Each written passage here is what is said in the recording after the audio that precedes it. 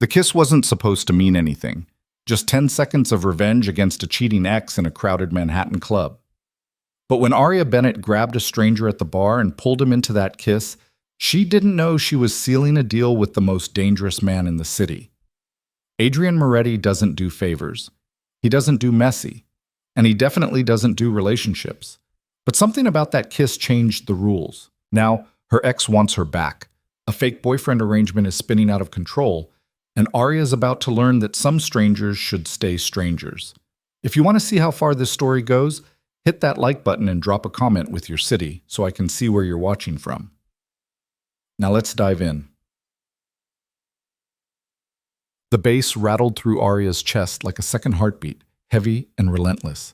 She stood near the edge of the VIP section at Onyx, one of those Manhattan clubs where the velvet ropes meant something and the champagne cost more than her rent.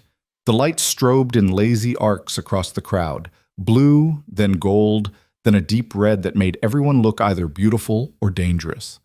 Right now, Luca Vance looked like both. He was leaning back on the curved leather sofa, one arm draped over a blonde, in a dress so tight it might as well have been painted on.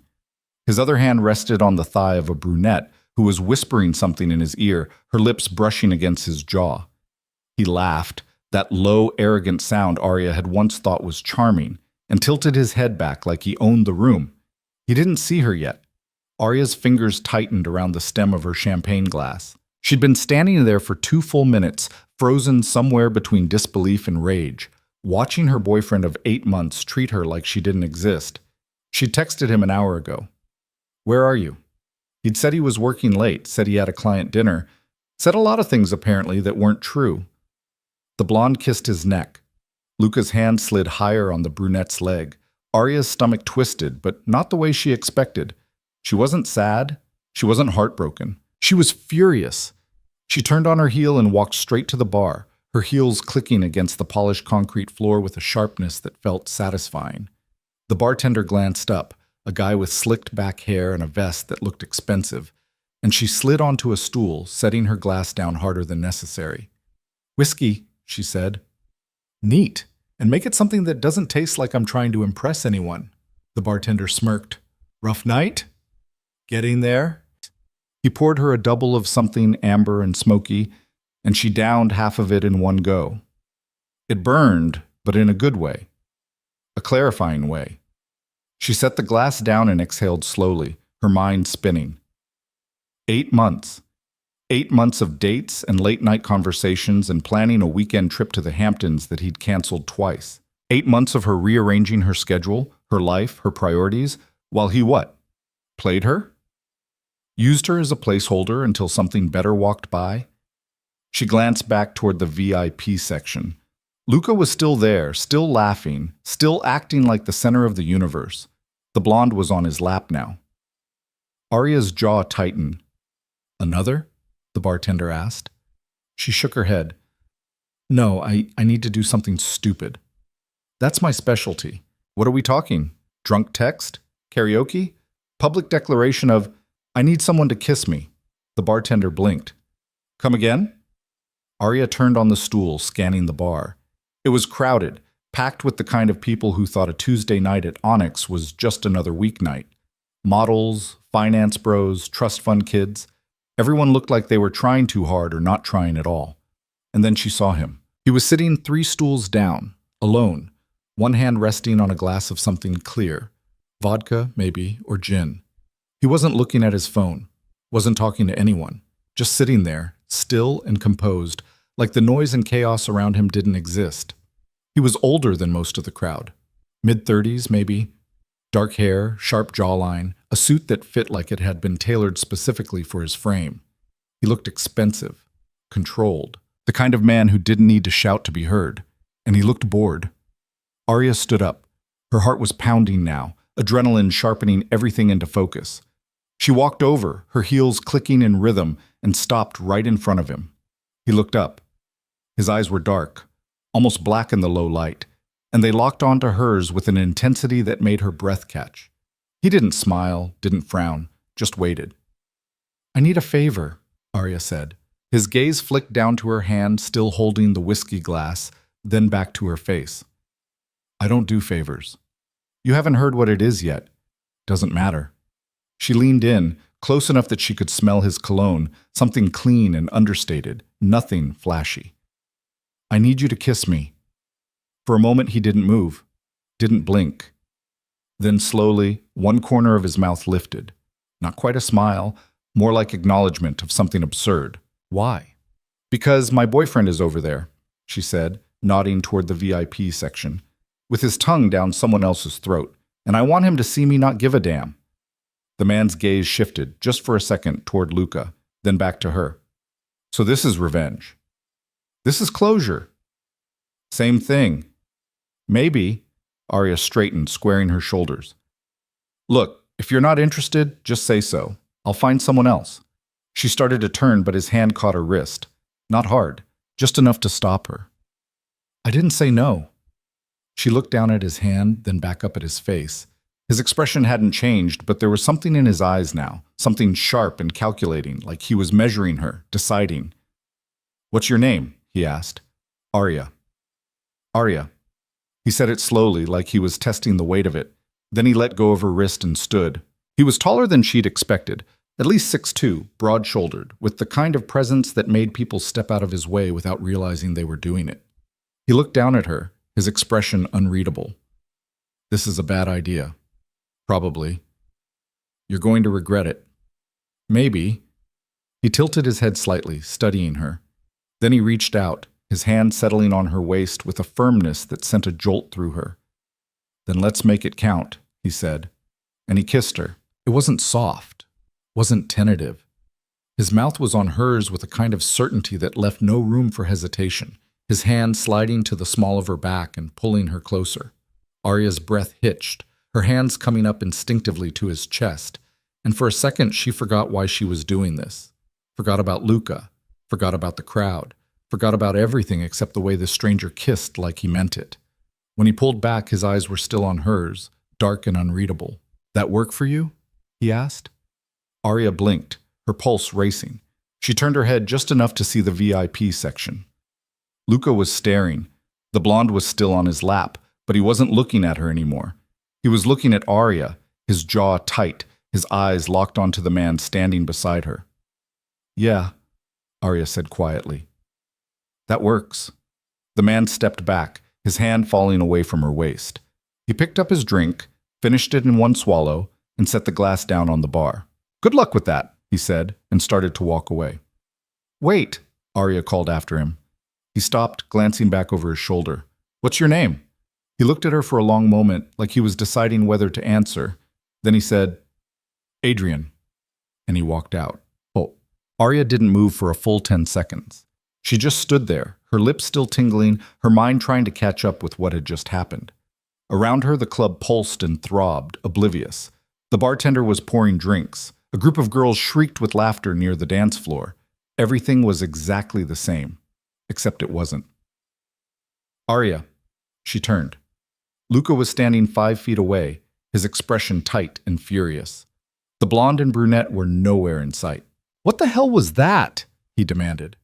Arya picked up her whiskey glass, drained the rest of it, and set it down with a soft clink. That, she said evenly, was me moving on. Moving on? Luca's voice rose. You just kissed some random guy in the middle of a club. And you just had 2 women all over you in the VIP section, so I guess we're even. His jaw clenched. That was nothing. They were just... Save it. Arya grabbed her purse from the bar. I'm done, Luca. We're done. You don't mean that. I really do. She started toward the exit, but Luca grabbed her arm, spinning her around. You're seriously going to throw away 8 months because of some misunderstanding? Arya yanked her arm free. It's not a misunderstanding when I can see your hand halfway up someone's dress. Arya. We're done, she repeated, her voice cold. Don't call me. Don't text me. Don't show up at my apartment. Just stay away from me. She turned and walked out, pushing through the crowd and past the velvet ropes into the cool night air. The street was quieter here, just the hum of distant traffic and the muffled bass from the club behind her. She stood on the sidewalk, her chest heaving, and let the adrenaline drain out of her in one long exhale. It was over. 8 months, gone. And she felt Nothing. No tears, no regret, just a strange, hollow sense of relief. Her phone buzzed, a text from Luca. We need to talk. She blocked his number. Another buzz, a voicemail. She deleted it without listening. Arya shoved her phone into her purse and started walking. She didn't know where she was going, didn't care. She just needed to move, to put distance between herself and that club, between herself and Luca, between herself and the stupid choices that had led her here. She made it 3 blocks before she realized someone was following her. At first it was just a feeling, a prickle at the back of her neck, the sense of being watched. She slowed her pace, glancing over her shoulder. The street was mostly empty, just a couple walking their dog and a man in a suit, his phone pressed to his ear. She kept walking. The feeling didn't go away. Arya turned down a side street, her heels clicking faster now. She glanced back again. The man in the suit was still there, maybe 20 feet behind her, his phone still at his ear. Her pulse spiked. She turned another corner, walked faster. The street here was darker, fewer lights, fewer people. She could hear footsteps behind her now, steady and deliberate. Arya's hand dove into her purse, fumbling for her phone. She pulled it out, her fingers shaking, and started to dial 911. A hand closed around her wrist. She spun, her heart slamming into her throat, and found herself face to face with Adrian. "Jesus," she gasped, jerking her hand back. "You scared the hell out of me." He didn't apologize, just looked at her, his expression unreadable. "You're being followed." What?" Adrian's gaze shifted past her, toward the end of the street. The man in the suit was standing there, still holding his phone, but he wasn't talking anymore. He was just watching. "Who is that?" Arya whispered.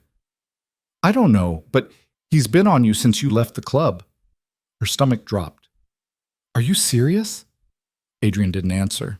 He stepped past her, his movements calm and measured, and started walking toward the man. The man saw him coming and immediately turned, disappearing around the corner. Adrian stopped, watching him go, then turned back to Arya. "Come on," he said. Come on where?" "Somewhere that's not here." Arya hesitated. Every instinct she had was screaming at her to say no, to walk away, to not get into a stranger's car, or wherever he was planning to take her. But the alternative was standing alone on a dark street, being followed by someone she didn't know. She looked at Adrian. He was still waiting, his expression patient but firm. "Fine," she said. "But if you're a serial killer, I'm going to be really annoyed." Noted. He led her back toward the main street, where a black car was idling at the curb. The driver, a man in his 50s with silver hair and a perfectly pressed suit, stepped out and opened the back door. "Miss Bennett," he said with a polite nod. Arya blinked. "How do you know my name?" Adrian slid into the car. "Get in." She did, because apparently tonight was the night she made a series of increasingly questionable decisions. The driver closed the door behind her, and the car pulled smoothly into traffic. Inside, the silence was thick. Arya sat on one side of the leather seat, Adrian on the other, a careful distance between them. The city light slid past the tinted windows in streaks of gold and white. "So," Arya said finally, "are you going to tell me what just happened?" Adrian's gaze stayed on the window. "Someone was following you. I made sure they didn't." "Why?" "Why what?" "Why do you care? You don't know me." He turned his head, looking at her for the first time since they'd gotten in the car. His eyes were dark, unreadable, but there was something in them that made her pulse quicken. "You asked me to kiss you," he said quietly.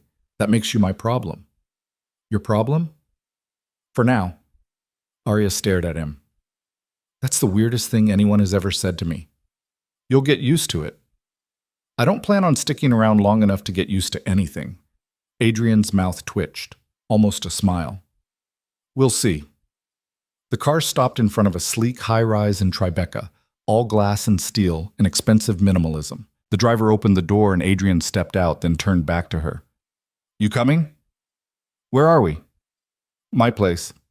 Arya's eyes narrowed. "Yeah, that's not happening." "You have somewhere else to go?" She opened her mouth to say yes, then closed it. Her apartment was a 40-minute subway ride away. It was past midnight, and the image of that man following her was still burned into her mind. "This is a terrible idea," she muttered. So was kissing me. You seem to be on a roll. She glared at him, but she got out of the car.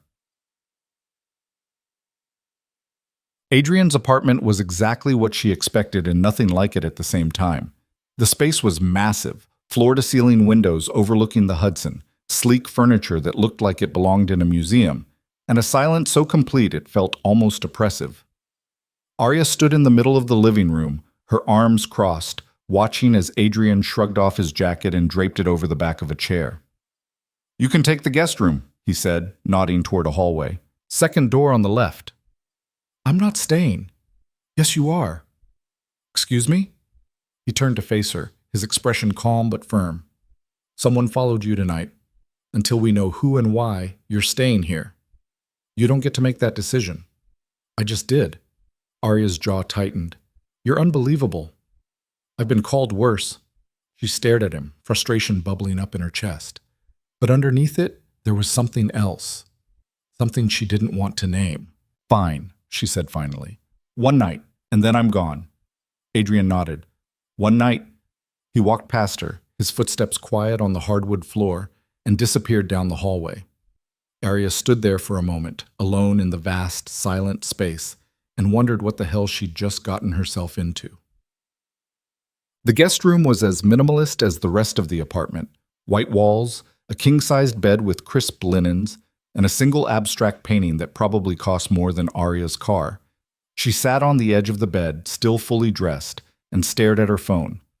3 missed calls from Luca. 2 voicemails. A string of texts.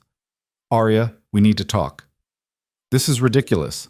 "You're being dramatic. Call me back." She deleted all of them. Then she opened her messages and stared at the blank screen, her thumb hovering over the keyboard. She wanted to text someone. Her best friend, maybe. Her mom. Anyone who could tell her she wasn't losing her mind. But what would she even say? "Hey, I kissed a stranger to get back at my ex, and now I'm staying at his penthouse because someone followed me home. Totally normal Tuesday." She locked her phone and set it on the nightstand. Outside, the city hummed and glowed, indifferent. Arya lay back on the bed, still in her dress and heels, and stared at the ceiling. Sleep didn't come for a long time. When she woke, the room was filled with pale morning light. Arya sat up, disoriented, her dress wrinkled and her makeup smudged. She stumbled into the attached bathroom, splashed water on her face, and stared at her reflection. She looked like she'd been through a war. When she finally emerged, she found Adrian in the kitchen, standing at the counter with a cup of coffee in one hand and his phone in the other. He was wearing a different suit, charcoal gray this time, impeccably tailored, and he looked like he'd been awake for hours. "Morning," he said without looking up. "Morning." Arya's voice was rough. She cleared her throat. "I should go." "You should eat." He gestured to the counter where a plate of toast and eggs sat waiting. Arya hesitated, then sat down on one of the bar stools and picked up a fork. "So," she said after a few bites, "are you going to tell me who you are?" Adrian set his phone down. "What do you want to know?" "How about we start with why you have a driver and a penthouse in Tribeca, and why you acted like it was totally normal for someone to follow me last night?"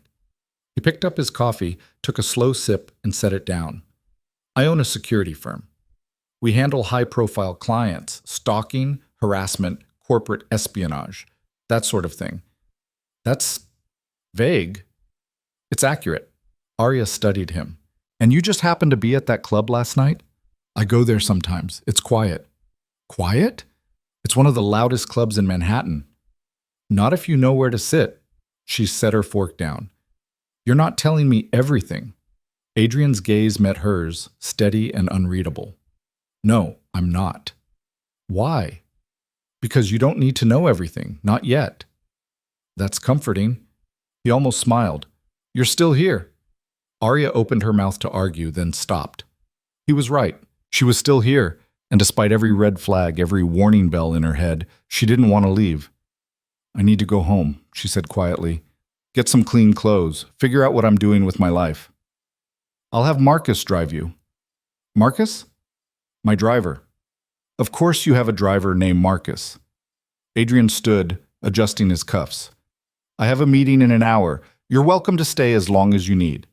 He started toward the door, then paused, glancing back at her. "Arya, She looked up.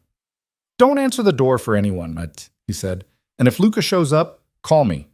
Her chest tightened. How did you? But he was already gone. Loss.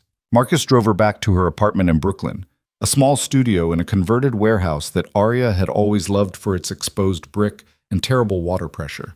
She stood in the doorway, her keys in her hand, and felt the weight of the last 12 hours crash down on her. Everything looked the same. Her coffee mug was still in the sink. Her laptop was still open on the kitchen table. The throw blanket she'd left on the couch was still bunched up in the corner. But nothing felt the same. Arya dropped her purse on the counter and sank onto the couch, pulling the blanket over her lap. She sat there for a long time, staring at nothing, trying to piece together what had just happened. She'd broken up with Luca, kissed a stranger, been followed, spent the night in a penthouse. And now? What? Her phone buzzed. Unknown number. She almost didn't answer, but something made her swipe. Hello? It's Adrian. Her pulse kicked. How did you get this number? I own a security firm, remember? That's creepy. That's thorough. There was a pause. Are you home? Yeah, why? Good. Stay there. I'm sending someone to install new locks. Arya sat up. You're what? New locks, better ones. The ones you have now are garbage. Adrian, humor me. She exhaled slowly, pinching the bridge of her nose. You can't just install locks on my apartment. I can, and I will. This is insane. This is necessary. His voice was calm, matter of fact. Someone followed you last night, Arya. Until we know why, you're vulnerable. So what am I supposed to do? Just let you take over my life? No, let me keep you safe. She didn't know what to say to that. I have to go, Adrian said. The locksmith will be there in 20 minutes. His name is Garrett. Don't let anyone else in. Adrian, but the line was already dead. Arya stared at her phone, torn between fury and something she couldn't quite name. Then she stood, walked to the window, and looked out at the street below. And that's when she saw him. Luca.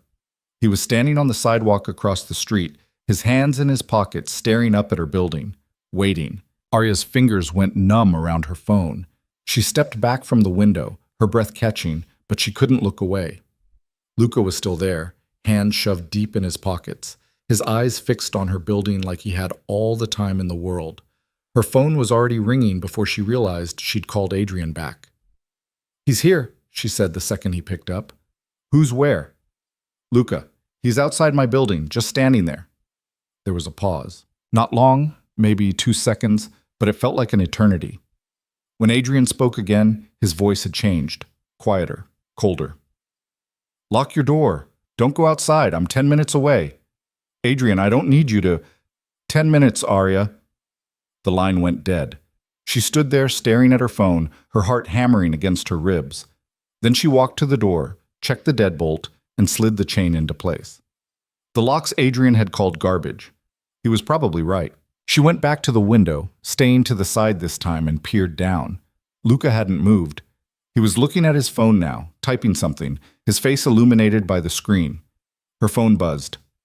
I know you're up there. Arya's stomach twisted. She didn't respond, didn't block the number, just watched as he typed again. We need to talk. I'm not leaving until we do. She shoved her phone into her pocket and paced the length of her apartment. It wasn't big enough for pacing. 12 steps from the window to the kitchen, 12 steps back. Her mind was racing, cycling through options. Call the police? And say what? That her ex-boyfriend was standing on a public sidewalk? That wasn't illegal? Creepy, yes. Controlling, absolutely. But not illegal? Another buzz. You can't avoid me forever. Arya clenched her jaw and pulled out her phone, her thumbs flying across the screen. We're done. I told you that last night. Leave me alone. The response came within seconds. You don't mean that. You were upset. I get it. But we can fix this. There's nothing to fix. It's over. Stop being dramatic. Just come down and talk to me like an adult. Her hands were shaking now. Fury and fear tangled up so tight she couldn't tell which was which.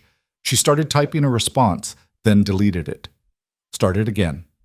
Deleted it again. The buzzer rang. Arya froze. Her eyes went to the intercom panel by the door.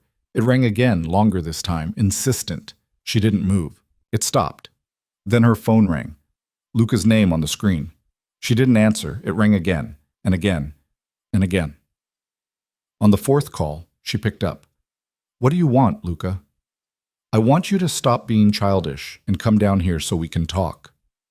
"I have nothing to say to you." "Well, I have plenty to say to you." His voice was tight now, the charm stripped away. "You embarrassed me last night, Arya. In front of everyone. Do you have any idea how that looked? Do you have any idea how it looked when you had 2 women all over you?" "That was nothing. I told you I don't care what you told me. I saw what I saw, and I'm done." "You're not done. You're throwing a tantrum because you saw something you didn't understand." Arya laughed, sharp and humorless. "I understood perfectly. You're a liar and a cheat, and I'm done wasting my time." "So that's it? You're just going to walk away? After everything I've done for you? Everything you've—" She stopped, took a breath. "You know what? Yeah, that's it. I'm walking away. And if you don't leave, I'm calling the police." "For what? Standing on a sidewalk?" "For harassment." Luca's voice dropped, cold and deliberate. "You think you can just move on? Find some random guy at a bar and pretend like we never happened?" Arya's pulse spiked. "How I move on is none of your business. It is when you're making a fool of yourself. Who was that guy, anyway? Some nobody you picked up to make me jealous? Leave. Now. I'm not going anywhere until you come down here and—" Arya hung up. Her hands were trembling so badly she almost dropped the phone. She set it on the counter, face down, and pressed her palms flat against the cool surface, trying to steady herself. The buzzer rang again. She ignored it. It rang again and again. A relentless grating sound that made her want to scream. Then it stopped. Arya waited, her breath shallow, listening. Silence. She moved back to the window carefully and looked down. Luca was still there, but now he was talking to someone, a man in a black car that had just pulled up to the curb. The back door opened and Adrian stepped out. Relief flooded through her, so sudden and overwhelming she had to grip the windowsill to stay upright. Adrian said something to Luca. She couldn't hear the words, but she could see Luca's reaction. He stepped back, his hands coming up in a defensive gesture. Adrian didn't move, just stood there, calm and still, his expression unreadable even from 4 stories up. Luca said something back, pointed at the building. Adrian's head tilted slightly, and then he took 1 step forward. Just 1, but it was enough. Luca went quiet, his jaw tight, his hands dropping to his sides. They stood there for another moment, locked in some silent standoff, and then Luca turned and walked away. He didn't look back. Adrian watched him go, waited until he disappeared around the corner, then turned and looked up at Arya's window. Even from this distance, she could feel the weight of his gaze. Her phone buzzed. "Let me up." She didn't hesitate. Just pressed the intercom button and unlocked the door. Adrian was at her apartment in under a minute. She opened the door before he could knock, and he stepped inside, his eyes sweeping the space in one quick, efficient scan before landing on her. "You okay?" Arya nodded. "Yeah, I'm fine." He didn't look convinced. "What did he say to you?" "Nothing important, just the usual. That I was overreacting, that we needed to talk." "He's not going to stop." "I know." Adrian's jaw tightened. He walked past her, moving to the window, and looked down at the street below. "How long was he out there?" "I don't know, 10 minutes, 15. "And he was calling you?" It wasn't a question. Arya nodded anyway.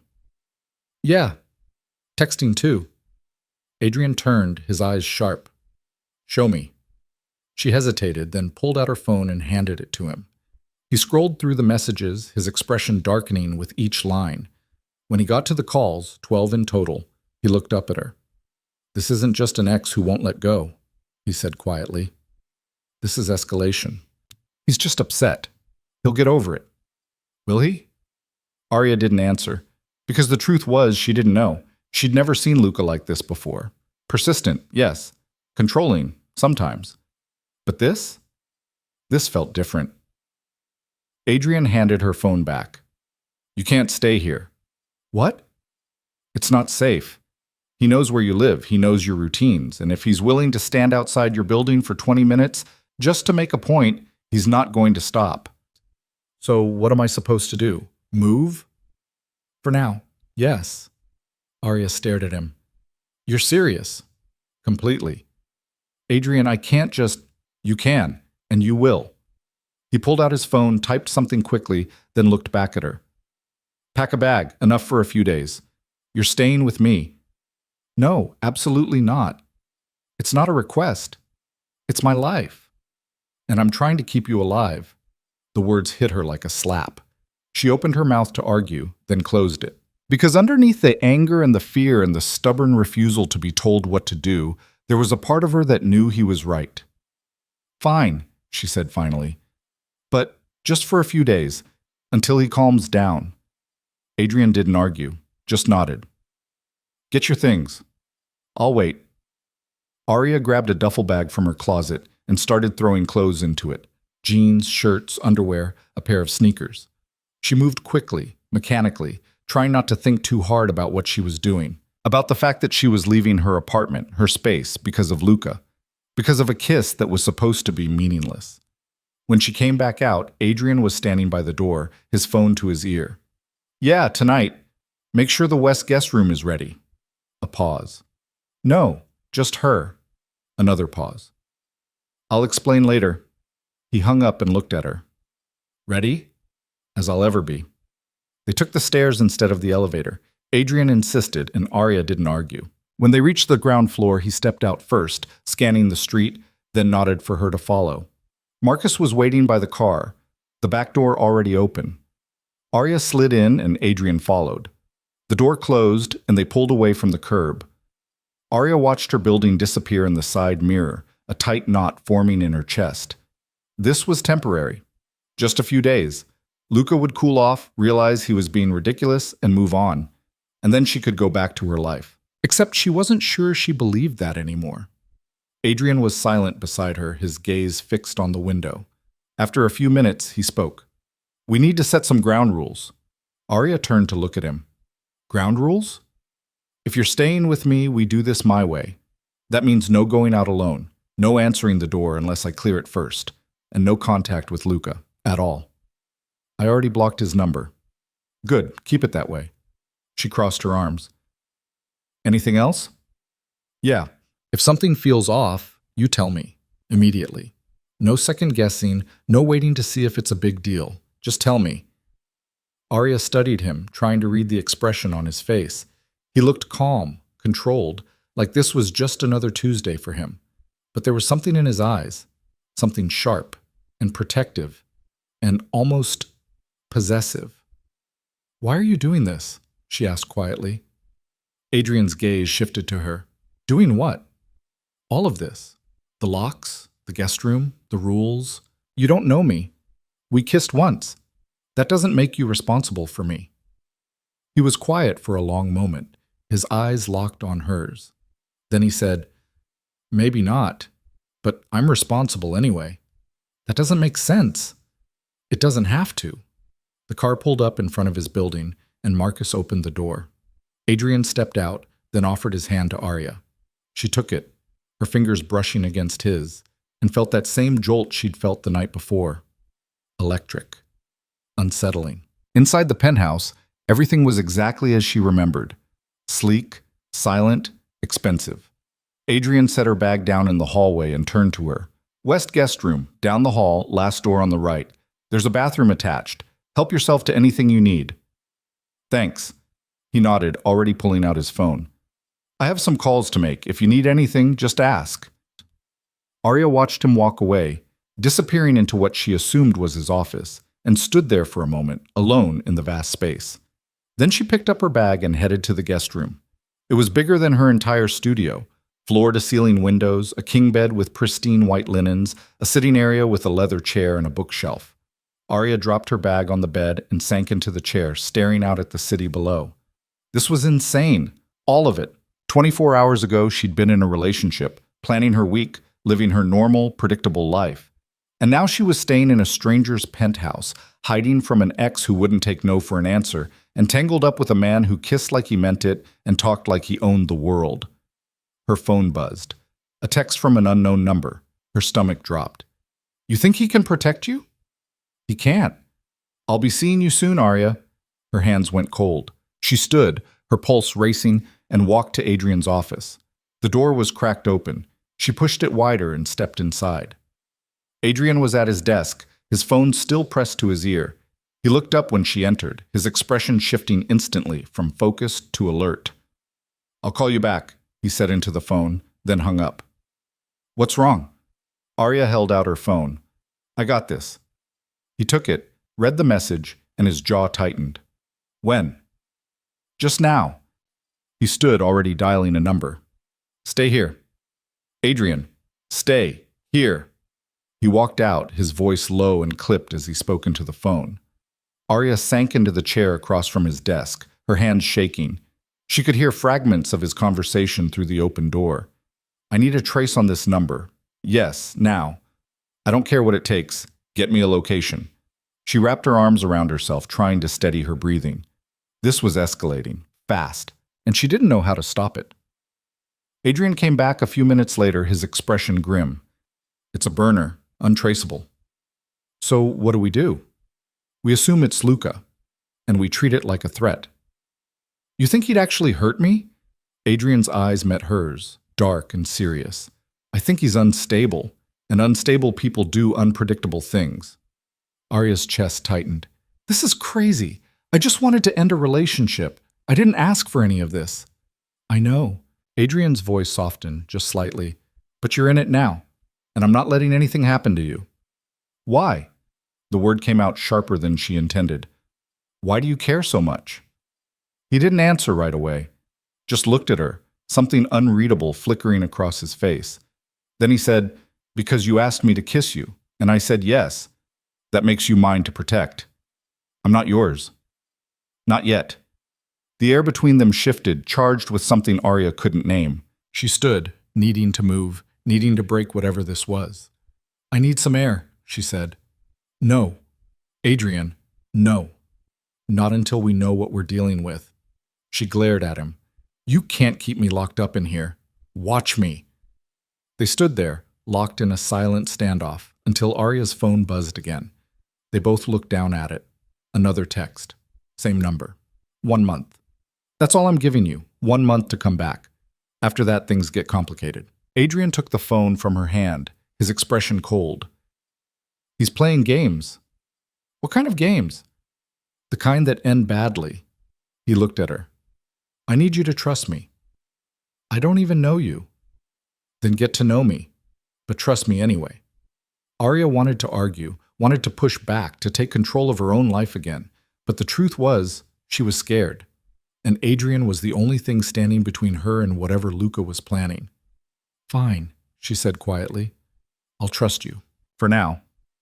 Adrian nodded. That's all I need.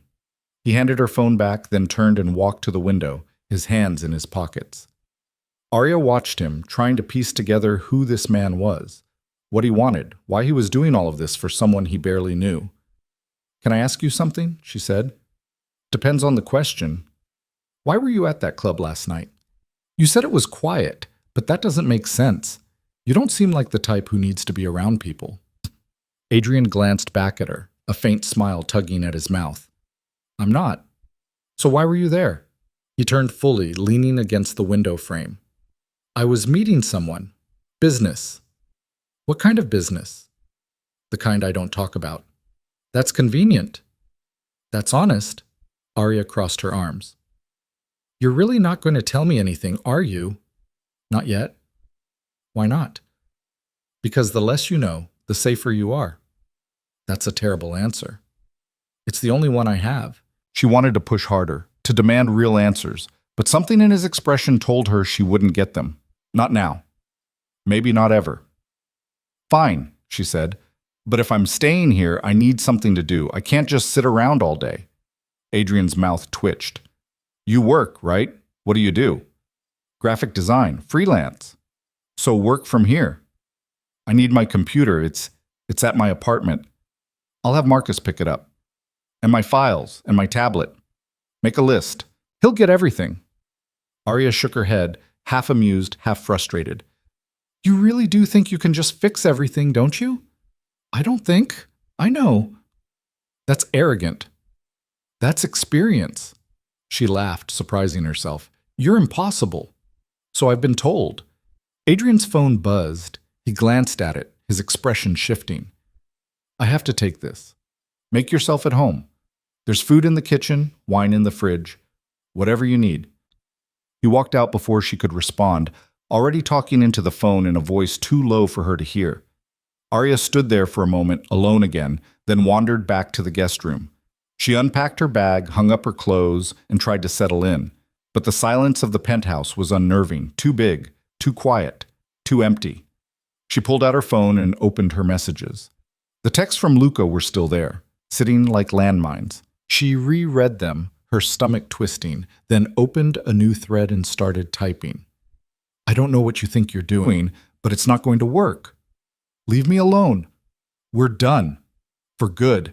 She hit send before she could second-guess herself. The response came almost immediately.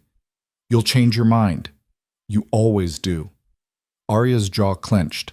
She typed back, her fingers flying. I won't. And if you keep harassing me, I'll get a restraining order. Good luck with that. You'd have to prove I'm a threat, and all I've done is try to talk to you. She wanted to throw her phone across the room. Instead, she set it down, face up, and walked to the window. The city stretched out below her, endless and indifferent. Somewhere out there, Luca was planning his next move, and she had no idea what it would be. A soft knock on the door made her turn. Adrian stepped inside, his expression careful. You okay? No, but I will be.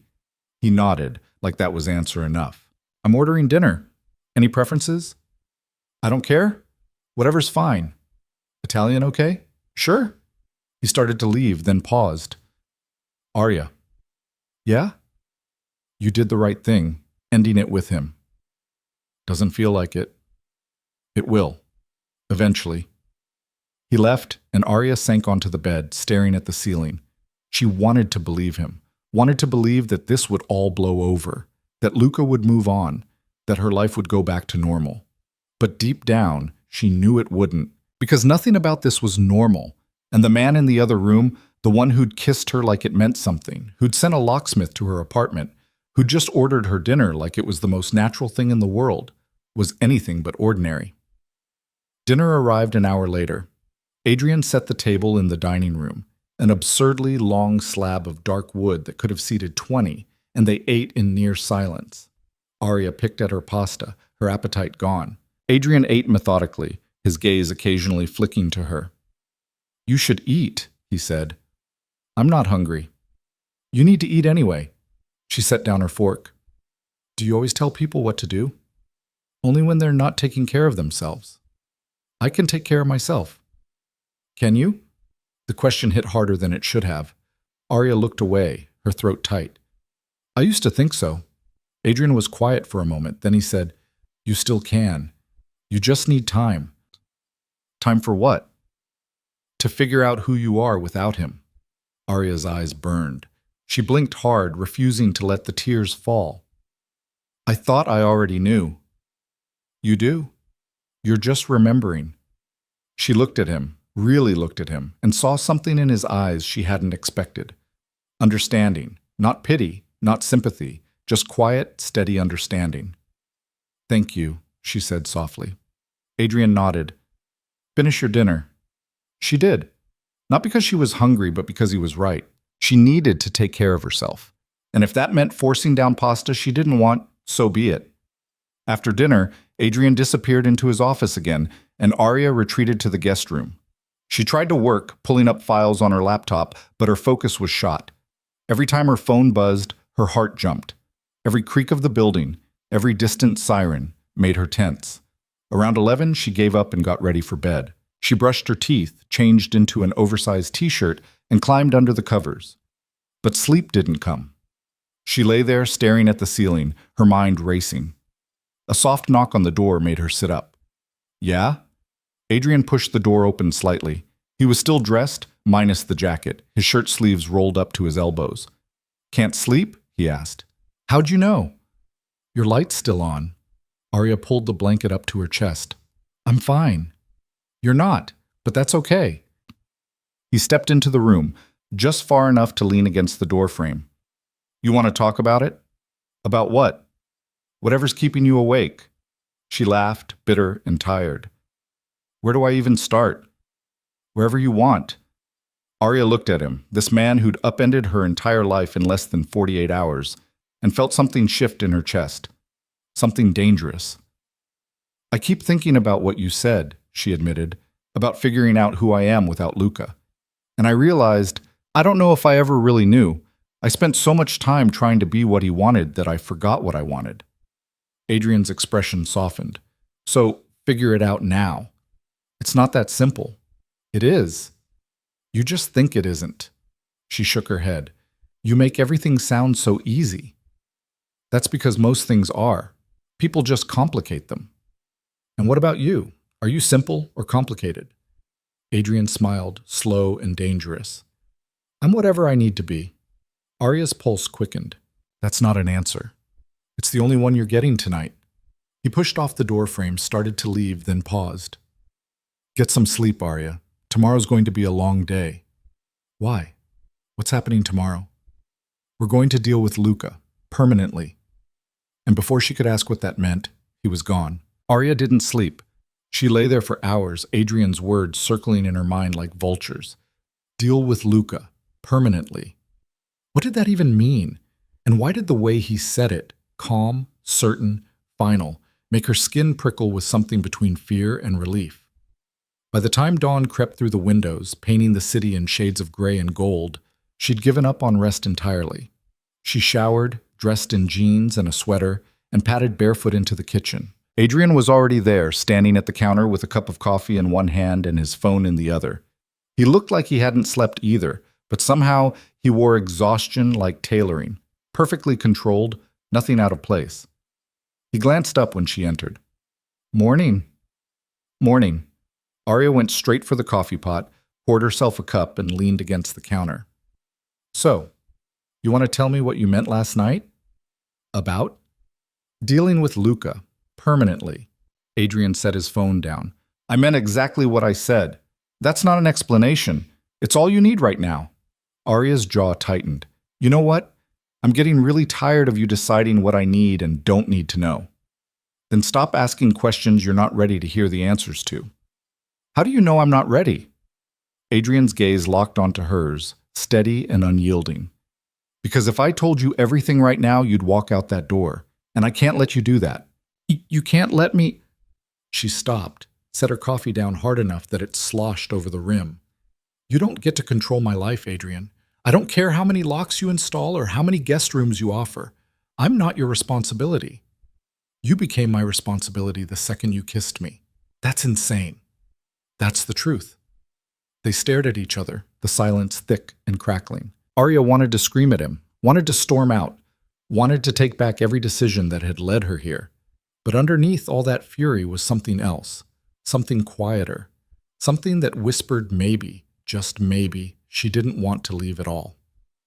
The buzzer rang, shattering the moment. Adrian's expression shifted instantly, going sharp and cold. He moved to the intercom panel, pressed a button. Yeah. It's Garrett, Mr. Moretti. Got the items from Miss Bennett's apartment. Adrian buzzed him up, then turned to Arya. Your computer and files. I had him pick them up this morning. You what? You said you needed them, so I got them. Arya opened her mouth, closed it. Because what was she supposed to say? Thank you for breaking into my apartment? Or maybe stop making decisions for me? Before she could decide, there was a knock at the door. Adrian opened it, and a man in his 40s with graying hair and weathered hands stepped inside, carrying a large box. Morning, sir. Everything's here. Computer, tablet, external hard drive, that lamp she had on her desk. You took my lamp? Garrett looked at her, then at Adrian. You said everything she might need. I did. Adrian took the box, set it on the counter. Thanks, Garrett. Anything unusual? Place was clean. No signs of forced entry, no one hanging around outside. But Garrett hesitated, glancing at Arya, then back to Adrian. There was a car parked across the street. Black sedan, tinted windows. Stayed there the whole time I was inside. Adrian's jaw tightened. Plates? I got 'em. Garrett pulled a folded piece of paper from his pocket and handed it over. Ran them already. Registered to a rental company. Corporate account. Name? Vance Industries. The room went cold. Arya's stomach dropped. Luca's family owns Vance Industries. Adrian didn't look surprised, just nodded slowly, like this was confirmation of something he'd already suspected. Anything else? Guy in the driver's seat, big, clean-cut, ex-military type.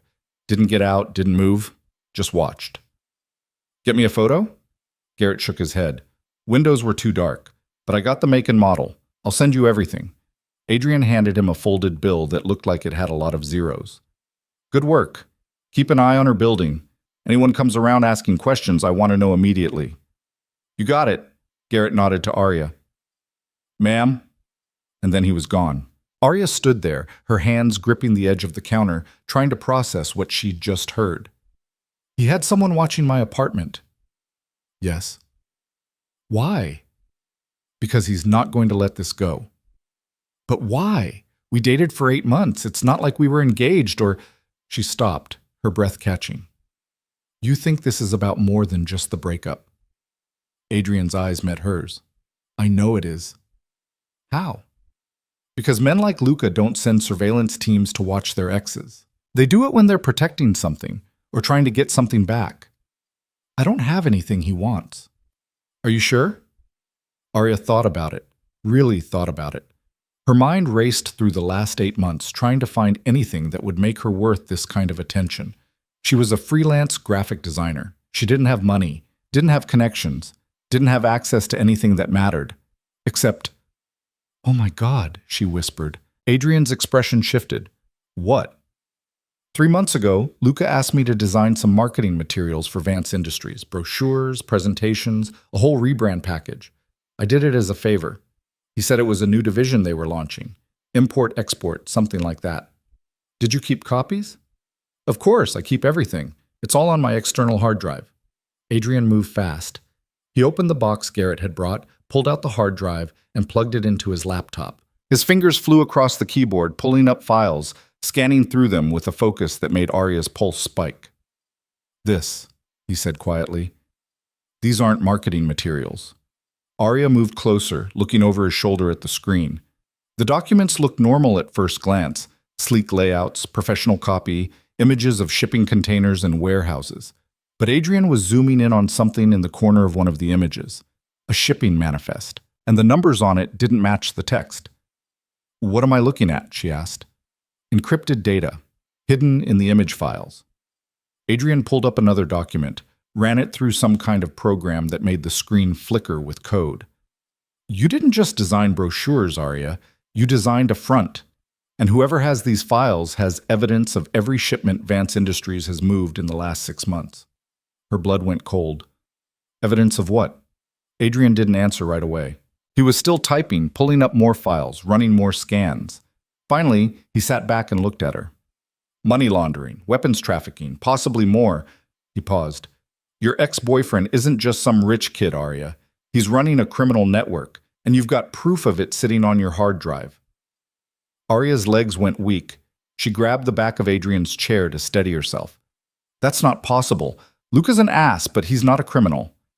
Then explain the surveillance team. Explain the threatening texts. Explain why he's so desperate to get you back that he's willing to risk everything. She couldn't, because every piece of it fit together in a way that made her stomach turn. He used me, she said quietly.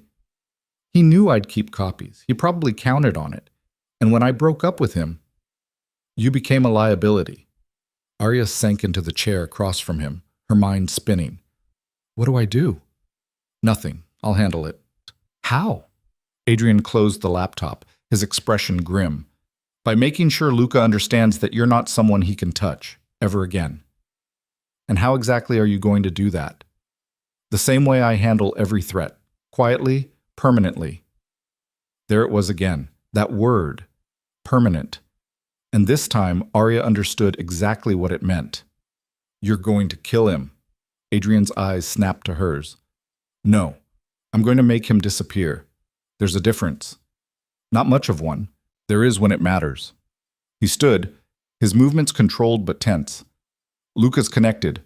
His family has money, influence, legal protection. If he dies, questions get asked. Investigations happen.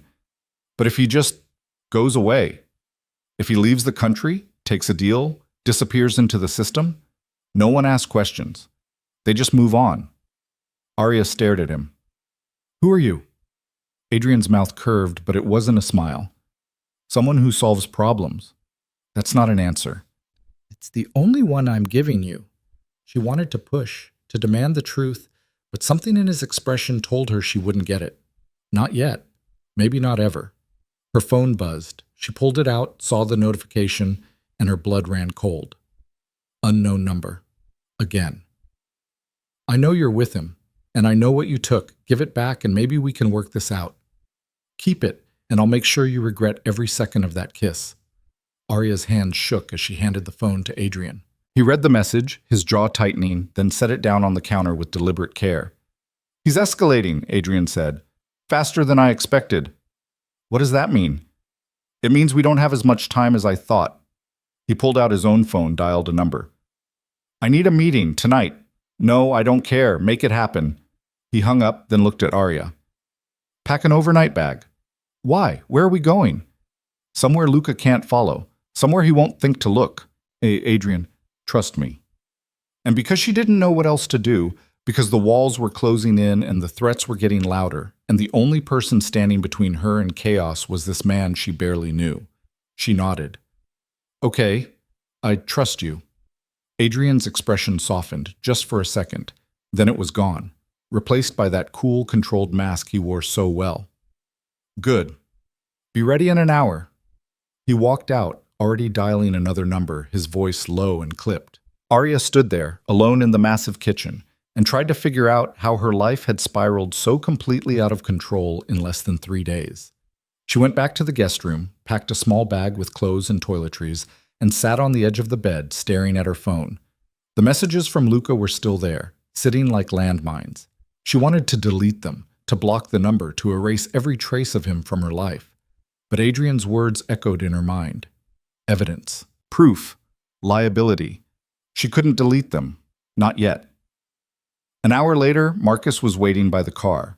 Adrian appeared in the hallway, dressed in dark jeans and a black jacket that somehow made him look even more dangerous than the suits. He took Arya's bag without a word and led her downstairs. The drive was silent. Arya watched the city blur past the windows, the familiar streets giving way to unfamiliar ones, until they were crossing a bridge and leaving Manhattan behind entirely. She didn't ask where they were going, didn't ask how long they'd be gone. She just sat there, numb and exhausted and trying not to think about what came next. They drove for over an hour, the buildings and lights fading into trees and darkness, until Marcus turned onto a narrow road that wound through dense forest. Finally, they stopped in front of a house. No, a compound. High walls, iron gates, security cameras everywhere. The gates opened. They drove through. The house itself was massive, sprawling across the property like something out of a magazine, all stone and glass and clean lines. Arya stepped out of the car, her breath misting in the cold night air, and stared. Where are we? Upstate, Adrian said. One of my properties. No one knows about it except the people I trust. And how many people is that? 3, including you. He led her inside through a foyer that opened into a living room with floor-to-ceiling windows overlooking a lake. The water was black and still, reflecting the moonlight like a mirror. There's food in the kitchen, Adrian said. Bedrooms upstairs. Pick whichever one you want. I'll be in the office if you need me. Adrian, wait. He stopped, turned. How long are we staying here? As long as it takes. As long as what takes? For me to make this go away. And before she could ask anything else, he was gone. Arya stood there, alone in the vast, silent house, and felt the weight of everything crash down on her. She'd run. She'd hidden. She'd let a stranger take control of her life because she didn't know what else to do. And now she was trapped in a house in the middle of nowhere, waiting for a man she barely knew to fix a problem she didn't even fully understand. She walked to the window, pressed her forehead against the cool glass, and let out a long, shaky breath. Somewhere out there, Luca was planning his next move. And somewhere in this house, Adrian was planning his, and she was caught in the middle with no idea which one scared her more. Hours passed. Arya tried to sleep but couldn't, tried to eat but had no appetite. Finally, around midnight, she gave up and went looking for Adrian. She found him in a room at the end of the hall, sitting at a desk covered in papers and laptops, his face illuminated by the blue glow of the screens. He didn't look up when she entered. "Can't sleep?" he asked. "No." "Join the club." Arya moved closer, peering at the screens. They were filled with documents, photos, surveillance footage. She recognized Luca in some of them, and in others, men she'd never seen before. Hard-looking men with cold eyes and expensive suits. "Who are they?" she asked. "Luca's associates. The people he works for. The people who'll come after you if we don't handle this right." Her stomach twisted. "And you're going to stop them?" "I'm going to make them an offer they can't refuse." "Which is?" Adrian finally looked at her. "Luca in exchange for your safety. Permanently." Arya's breath caught. "You're going to give him to them." "I'm going to give them what they want, which is the evidence on your hard drive and the person responsible for letting it slip through the cracks." "Luca. Luca." She sank into the chair across from him. "He'll never agree to that. He won't have a choice." "Why are you doing this?" The question came out raw, desperate. "You could have just walked away. Let me deal with this on my own." "But you didn't. Why?" Adrian was quiet for a long moment. Then he closed his laptop and looked at her, really looked at her, his dark eyes searching hers. "Because when you kissed me," he said quietly, "it wasn't an act. You meant it, even if you didn't realize it at the time. And I haven't been able to stop thinking about it since." Arya's heart stuttered. "Adrian, I'm not a good man, Arya. I do things that would horrify you if you knew the details. I've built an empire on violence and fear and control. But when you walked up to me in that club and asked me for a favor, something shifted, and now I can't walk away, even if I wanted to." She didn't know what to say, couldn't find the words, so she did the only thing that made sense. She leaned across the desk and kissed him. It was different this time. Slower, deeper. Not a performance or a statement or revenge. Just them. In the darkness, with nothing between them but truth. When she pulled back, Adrian's hand was in her hair, his forehead resting against hers. "This is a bad idea," he murmured. "Probably. You're going to regret it." "Maybe."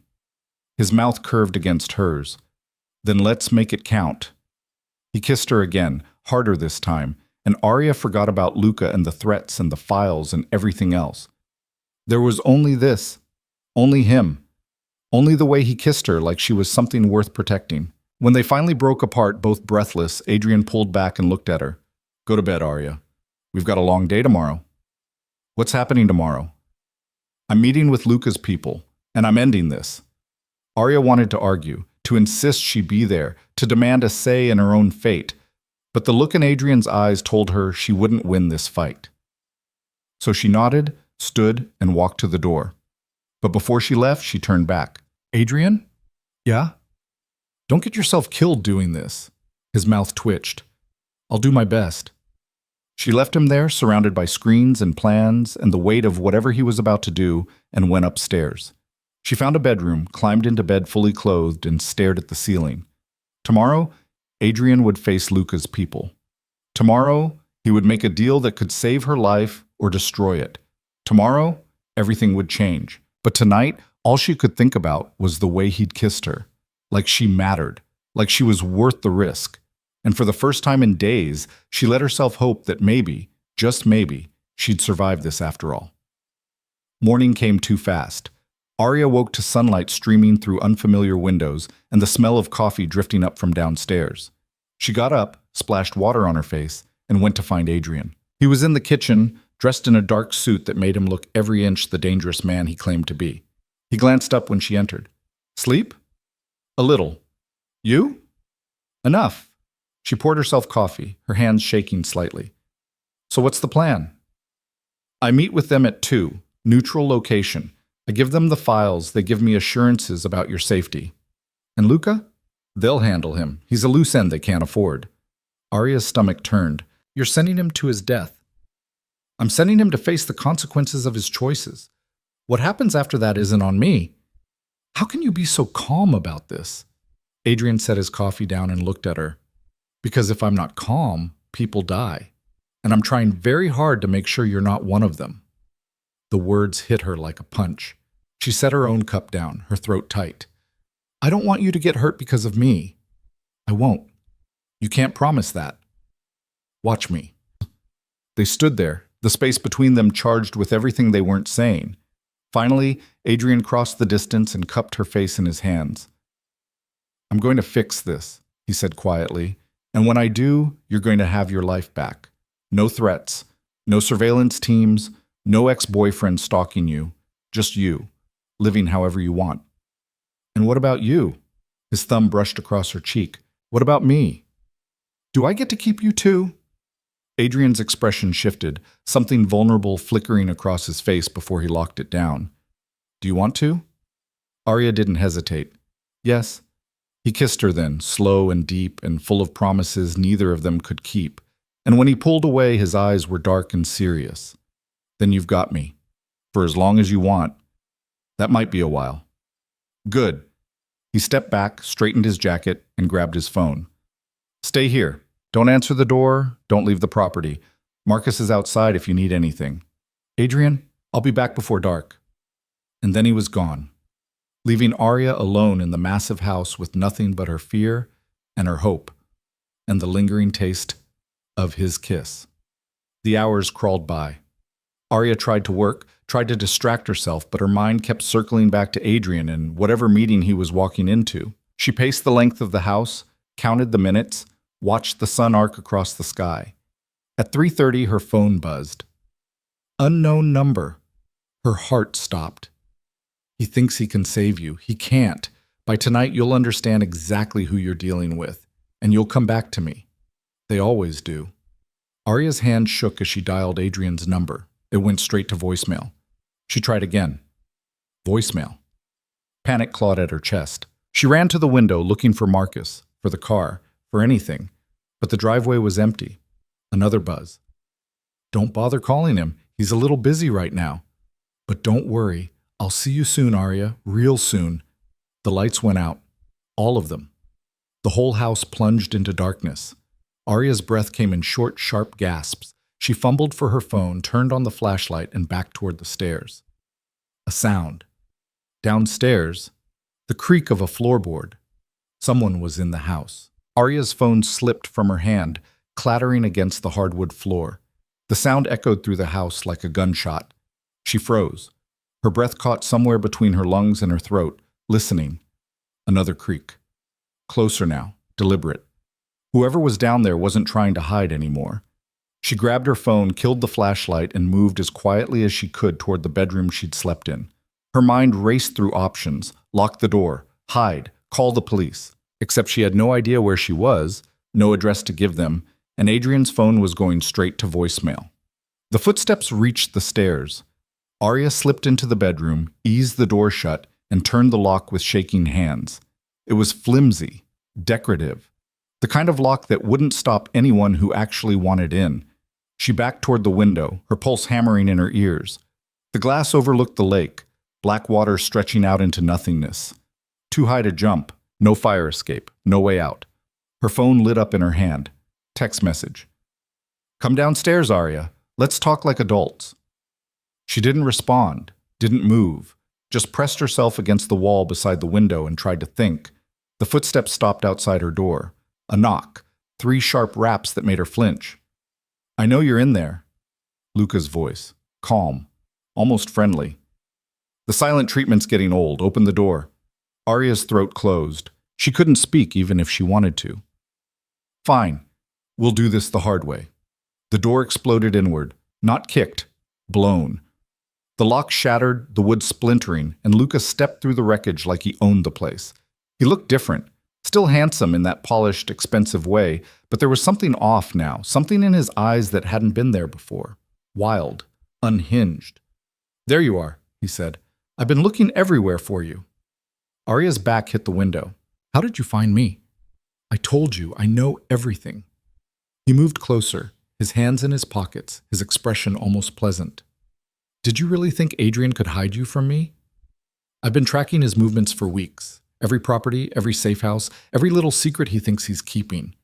He smiled. He's good, but I'm better. You need to leave. I will. And you're coming with me. Like hell I am. Luca's smile faded. Don't make this harder than it needs to be, Arya. I came here to bring you home, to fix what you broke. I didn't break anything. You did. When you lied to me, when you used me. Used you? He laughed, short and bitter. I gave you everything, took you to the best restaurants, introduced you to people who mattered, let you into my life. And this is how you repay me? By stealing from me? I didn't steal anything. You asked me to design those files. I did my job. And then you kept copies. Why? Because I always keep copies. It's called being a professional. Luca's jaw tightened. Those files don't belong to you. They belong to me. And you're going to give them back. No. He moved fast, crossed the space between them in 2 strides and grabbed her arm, his fingers digging in hard enough to bruise. This isn't a negotiation. Arya tried to pull away, but his grip was iron. Let go of me. Not until you tell me where they are. I don't have them. Adrian does. Something flickered in Luca's eyes. Rage, maybe. Or fear. Then we'll go get them. Together. He'll kill you. No, he won't. Because you're going to call him and tell him to stand down. Tell him you made a mistake. Tell him you want to come back to me. That's insane. Luca yanked her closer, his face inches from hers. Do it. Now. Or I'll make sure Adrian never makes it out of that meeting alive. Arya's blood went cold. What did you do? What I had to. I told you, Arya, I know everything. I know where he is right now. I know who he's meeting with. And I know exactly how to make sure he doesn't walk out of that room. You're bluffing. Am I? He pulled out his phone, showed her the screen, a video feed, live. Adrian sitting at a table in what looked like a warehouse, surrounded by men in suits. One phone call, that's all it takes. One call, and they put a bullet in his head. Arya's legs nearly gave out. No, please. Then do what I'm asking. Call him. Tell him to give me back what's mine. Her hands were shaking so badly she could barely hold her phone. She pulled up Adrian's number, stared at it, her mind racing. If she called him, she'd be walking him into a trap. But if she didn't, Luca would kill him anyway. She pressed dial. It rang once, twice. Arya, Adrian's voice tight and controlled. What's wrong? Her voice cracked. She tried again. Luca's here. He found the house. He has me. Silence. Then, low and deadly, put him on. Luca took the phone from her hand, his smile sharp. Adrian, good to finally talk to you properly. If you hurt her, I'll bury you so deep no one will ever find the body.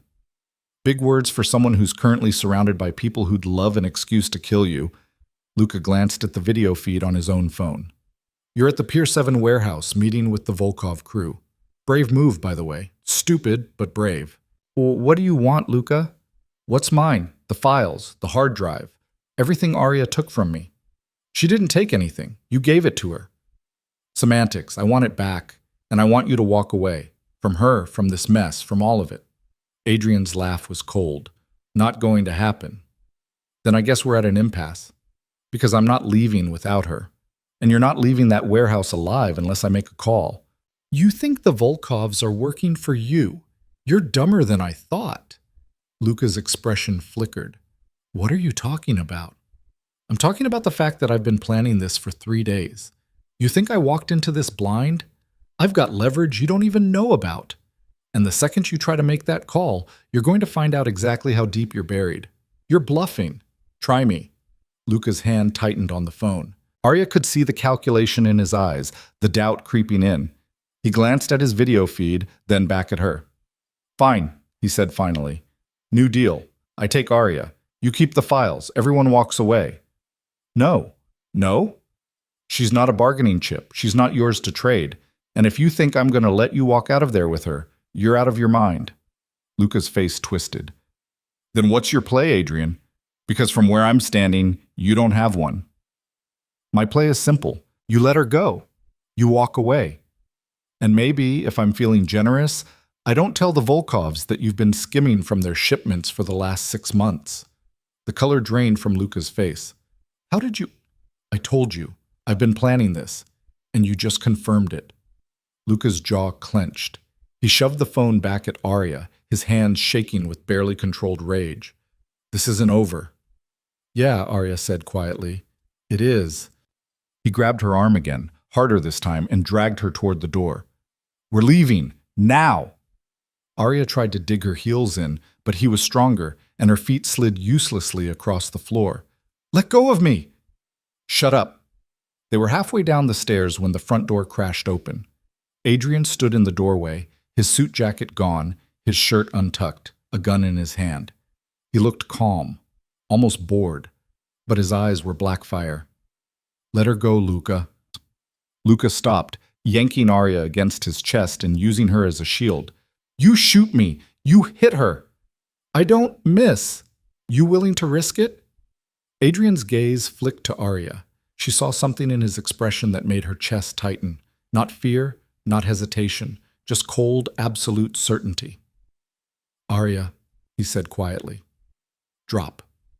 She didn't think. Just let her legs collapse, her weight dragging down in Luca's grip. He stumbled, his hold loosening for a fraction of a second, and Adrian moved. One shot, clean, precise. Luca screamed, his hand flying to his shoulder, and Arya scrambled away, hitting the floor hard. Adrian was on him in seconds, kicking the gun Luca had been reaching for across the room and pressing his own to Luca's temple. I told you, Adrian said, his voice ice. Don't touch her. Luca was on his knees, blood seeping through his fingers, his face pale. You shot me. You actually shot me. You're lucky that's all I did. Adrian glanced at Arya. You okay? She nodded, her breath coming in short gasps.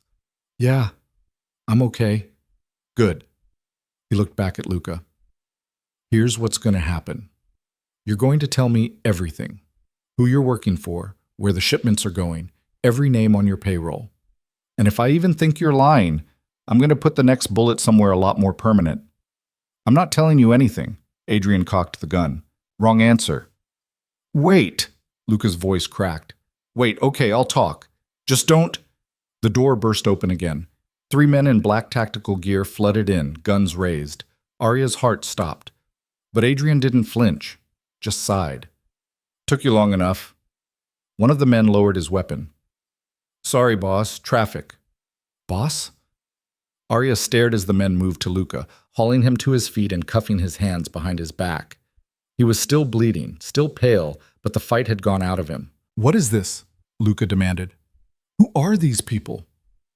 Adrian holstered his gun and turned to Arya, his expression softening. Private security, mine. You... She couldn't find the words.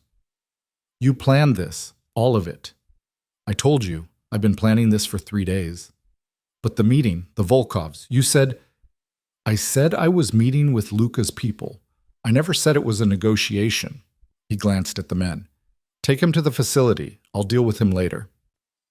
They dragged Luca toward the door. He looked back at Arya, his face twisted with rage and desperation. This isn't over, Arya, you hear me? This isn't... One of the men hit him, not hard, but enough to shut him up. And then they were gone, the door slamming behind them. The silence was deafening. Arya stood there, her whole body shaking, trying to process what had just happened. Adrian crossed the space between them and pulled her into his arms. She collapsed against him, her fingers clutching his shirt, her breath coming in ragged sobs. It's over, he said quietly. He can't hurt you anymore. You shot him. I did. You could have killed him. I could have, but I didn't. Because you're not the kind of person who wants that on your conscience. She pulled back, looking up at him. How did you know I'd drop when you told me to? I didn't, but I trusted you. That's insane. That's us. Arya laughed, the sound half hysterical, half relieved. Who are you, Adrian? Really? He cupped her face in his hands, his thumb brushing away a tear she didn't know had fallen. Someone who's very good at solving problems and very bad at walking away from people who matter. I matter? More than you know. He kissed her then, slow and deep, and Arya let herself fall into it. Into him. Into the terrifying, impossible reality that this man, this dangerous, complicated, impossibly protective man, had just upended his entire world to keep her safe. When they finally broke apart, Adrian rested his forehead against hers. Come on, let's get out of here. Where are we going? Somewhere Luca's people can't follow. Somewhere safe. Safer than a compound with armed guards? Much safer. He led her outside where Marcus was waiting by the car. The older man's expression was carefully neutral, but Arya saw the concern in his eyes. Everything all right, sir? It will be. Take us to the city house. Yes, sir. They drove in silence, Arya tucked against Adrian's side, his arm around her shoulders. She should have been exhausted, terrified, traumatized, but all she felt was numb. What's going to happen to him? She asked quietly. To Luca? He's going to answer questions, a lot of them, and then he's going to disappear. You're really going to make him disappear? I'm going to give him a choice. Cooperate and relocate somewhere far away or face the people he's been stealing from. Most people choose the first option. And if he doesn't, Adrian's arm tightened around her. Then he doesn't. But either way, he's out of your life. Permanently. Arya closed her eyes. I should feel guilty for what's happening to him, but I don't. That's because you're finally seeing him for what he is, not who you wanted him to be. And what is he? A coward who used you, who tried to control you, who thought he could own you. Adrian's voice went quiet. You deserve better than that. Do I? He looked down at her, his eyes dark and serious. Yeah, you do. They arrived at another building, this one in the heart of Manhattan, sleek and modern and anonymous. Adrian led her inside, past a doorman who nodded like he'd been expecting them, and into an elevator that required a key card to operate. The penthouse they arrived at was different from his Tribeca place. Smaller, more personal. There were books on the shelves, actual books that looked red. A jacket draped over a chair. A coffee mug on the counter. This is where you actually live, Arya said. Yeah.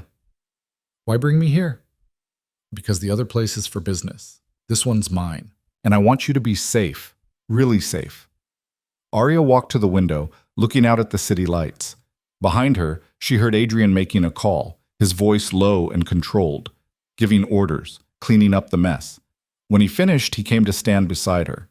They stayed like that for a long moment, just watching the city breathe. What happens now? Arya asked. Now, you rest. Tomorrow, we figure out the next steps. And after that? Adrian turned to face her. After that, you get your life back. Your apartment, your work, your freedom, all of it. What about you? Do I get to keep you too? His mouth curved. Do you want to? I asked you that this morning. You never really answered. I said you had me for as long as you wanted. And if I want you for a long time. Adrian's expression shifted, something vulnerable and almost uncertain flickering across his face. Then I guess I'm yours. For however long you'll have me. Arya reached up, her hand cupping his jaw. That might be a really long time, Adrian. Good. He kissed her, and this time there was no urgency, no desperation, just them, in the quiet of his home, with the worst behind them and something new, something fragile and terrifying and real, beginning to take shape. When they finally broke apart, Adrian led her to the guest room. Get some sleep, real sleep. I'll be down the hall if you need me. Adrian? Yeah? Thank you for everything. He nodded, his expression soft. Any time. He started to leave, but Arya caught his hand. Wait, don't go. Adrian looked at her, his eyes searching hers. Arya, I don't want to be alone tonight. Please. For a moment he didn't move. Then he nodded, kicked off his shoes, and climbed into bed beside her. Arya curled against him, her head on his chest, his arm wrapped around her shoulders. You're safe, he murmured into her hair. I promise. And for the first time in days, Arya believed it. She woke to sunlight and the smell of coffee. For a moment she forgot where she was, forgot everything that had happened. Then it all came rushing back. Luca. The gun. Adrian's cold, controlled fury. She sat up, her body aching, and found Adrian's side of the bed empty. The sheets were still warm. She got up, padded into the kitchen, and found him at the counter, phone to his ear, already dressed in another impeccable suit. I don't care what he says. He talks or he doesn't walk. Those are his options. A pause. Good. Keep me updated. He hung up, turned, and saw her. His expression softened immediately. Morning. How'd you sleep? Better than I expected. What was that about? Luca, he's cooperating. Arya's stomach twisted. What's he telling you? Everything. Names, shipment routes, financial records. Enough to take down half his operation and everyone connected to it. And then what happens to him?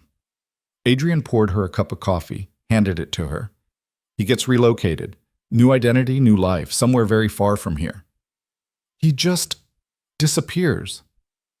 He just disappears. Arya took a sip of coffee, trying to wrap her mind around it. It's really over. It's really over. She set the cup down, her hands shaking slightly. I don't know what to do now. I've spent the last 3 days running and hiding and being terrified, and now it's just done. I don't know how to process that. Adrian moved around the counter, his hands settling on her shoulders. You take it one day at a time. You go back to your apartment, back to your work. You rebuild. What if I don't want to go back? Then you don't. You do whatever you want, Arya. That's the point. You're free now. She looked up at him. And you? What are you going to do? Me? Adrian's mouth curved. I'm going to keep doing what I do, solving problems, running my business. And us? What are we? He was quiet for a moment, his eyes searching hers. What do you want us to be? Arya didn't hesitate. Something real, not fake, not pretend, just real. Adrian's hands tightened on her shoulders. Then we're real. No games, no conditions. Just us. You mean that? I don't say things I don't mean. Arya smiled, the first real smile she'd felt in days. Okay, then we're real.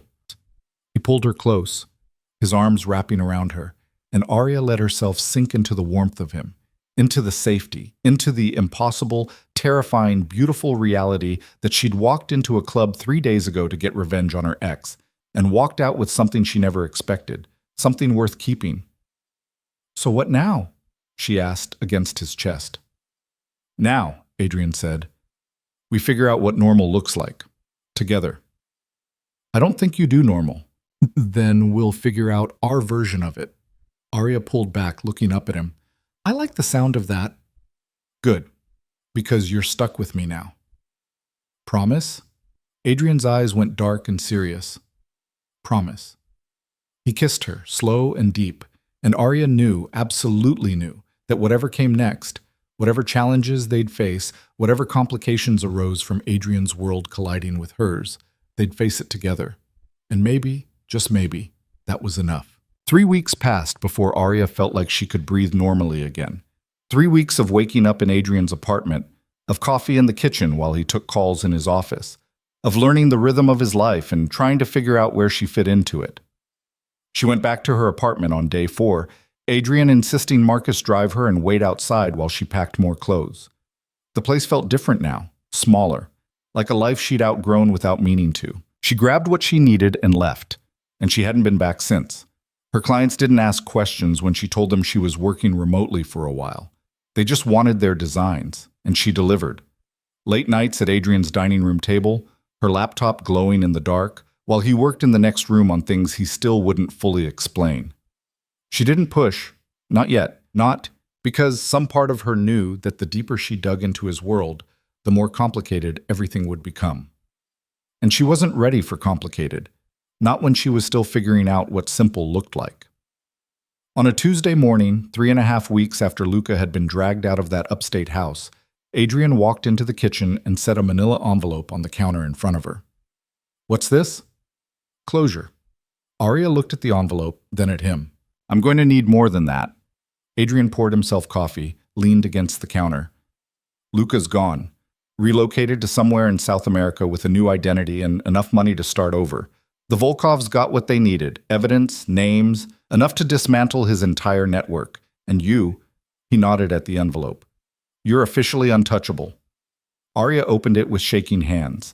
Inside were legal documents, dense with language she didn't fully understand, but the gist was clear. Protection agreements. Immunity.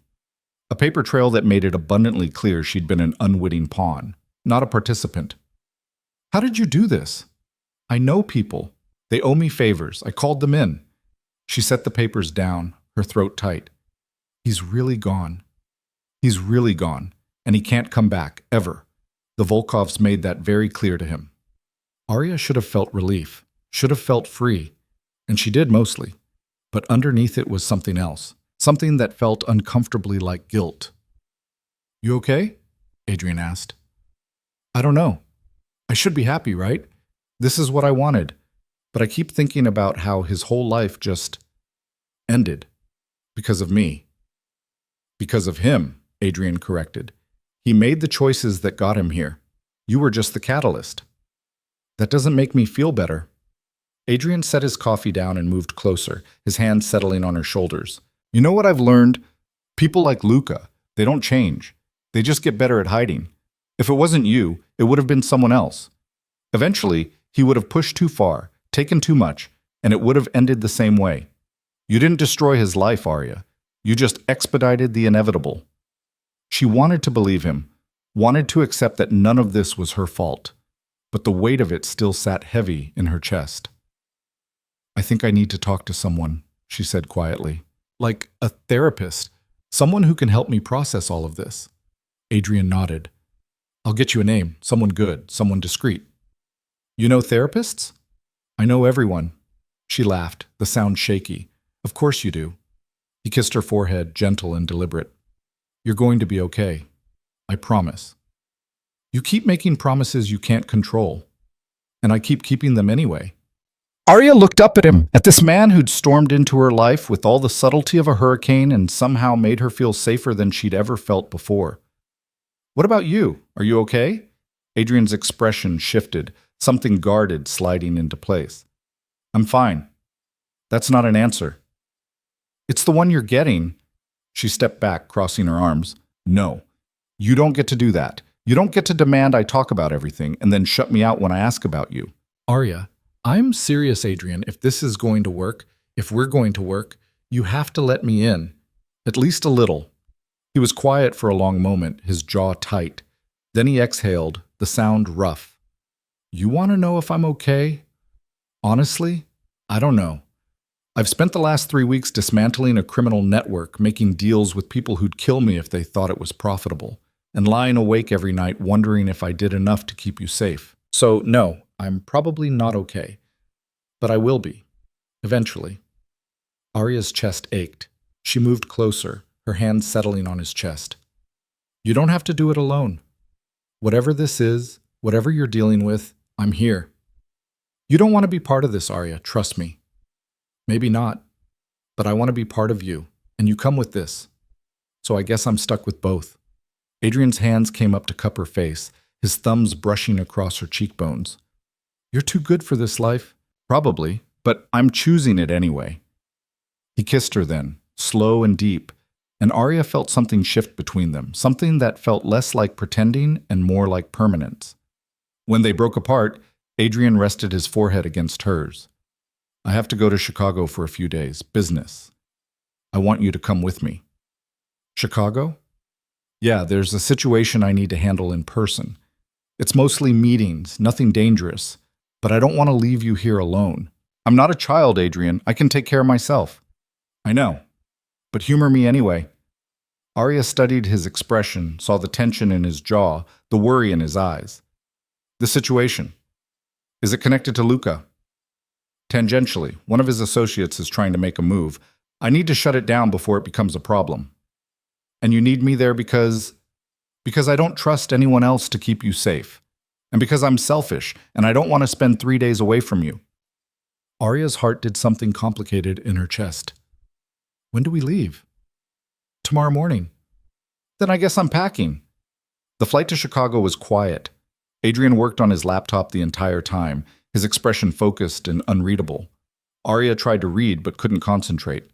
Her mind kept circling back to the envelope, to Luca, to the fact that her entire life had been upended in less than a month. They landed at noon and went straight to a hotel, one of those massive, luxurious places downtown that charged more per night than Arya made in a week.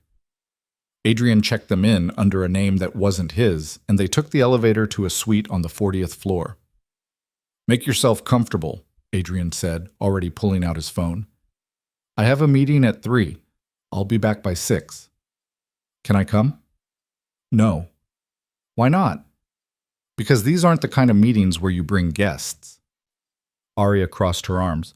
"So what am I supposed to do? Sit here and wait?" "Explore the city, shop, order room service, whatever you want. Just stay in public places and keep your phone on." "Adrian." "Please, Arya. Just this once, don't fight me on this."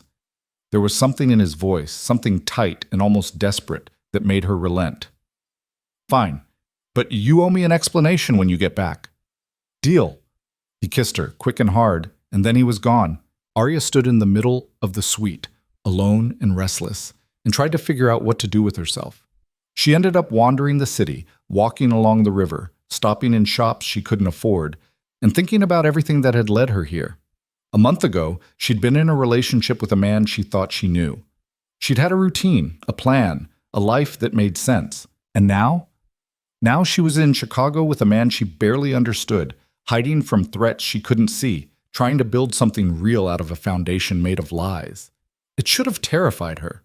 And it did sometimes. But mostly, it just felt right. She made it back to the hotel by 5:30, ordered pasta from room service, and was halfway through a glass of wine when Adrian walked in. He looked tired, more than tired, worn down in a way she'd never seen before. "How'd it go?" she asked. Adrian shrugged off his jacket, loosened his tie. "It went?" "That's vague." "That's accurate." He poured himself a drink, whiskey, neat, and downed half of it in one swallow. The associate agreed to back off, for now.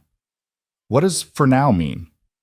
"It means we bought ourselves some time, but this isn't over, not yet." Arya set her wine down. "Adrian, what aren't you telling me?" He was quiet for a long time, staring into his glass. Then he said, "Luca wasn't the only one involved in this. There are bigger players, people with more resources, more reach, and some of them aren't happy about the way things played out." "Are we in danger?"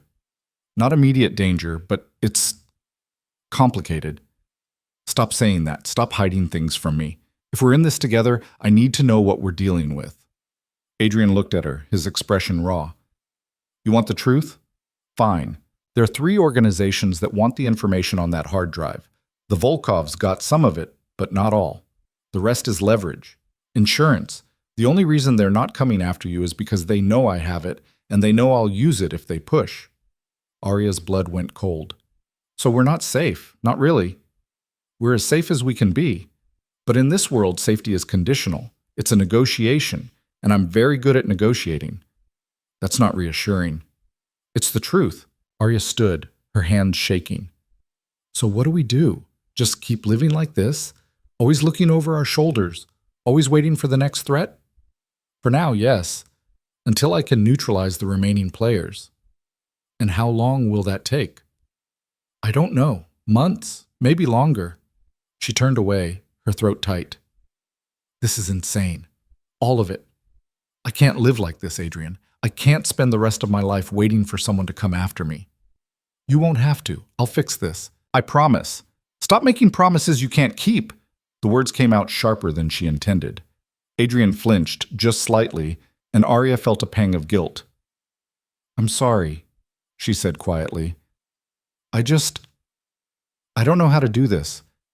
I don't know how to be the person who's okay with all of this." Adrian set his glass down and crossed the space between them.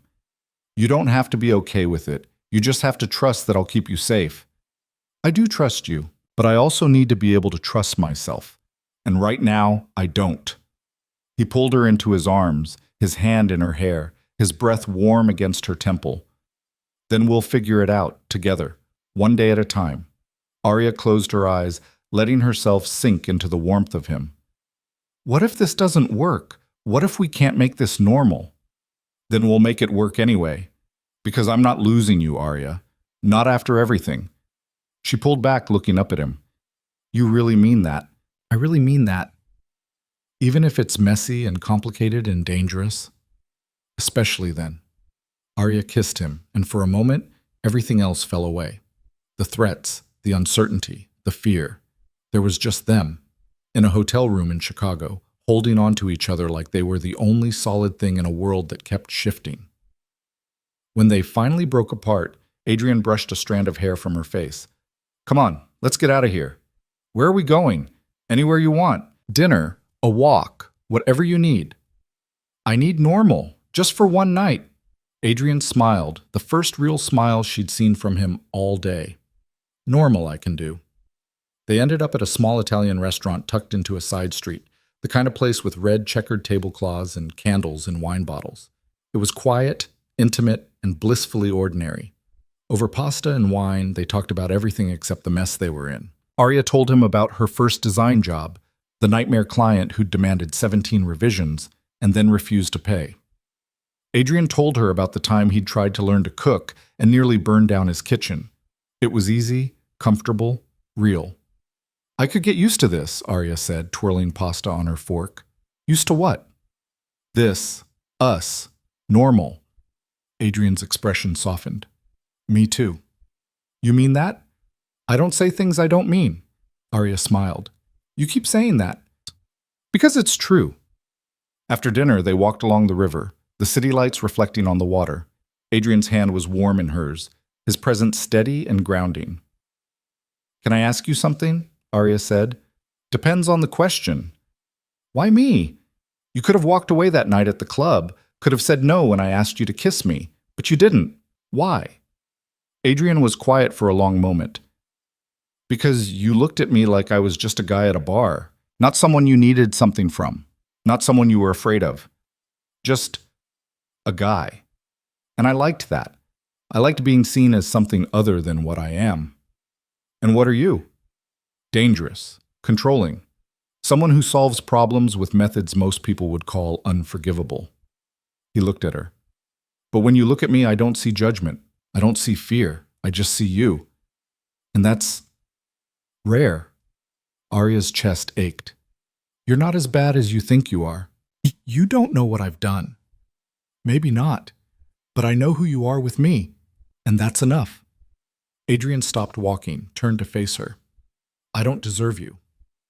Probably not, but you're stuck with me anyway. He kissed her, slow and deliberate, and Arya felt something click into place, something that felt less like falling and more like landing. They flew back to New York 2 days later. The meeting in Chicago had gone as well as it could, Adrian said. The associate had backed off. The threats had been neutralized. For now.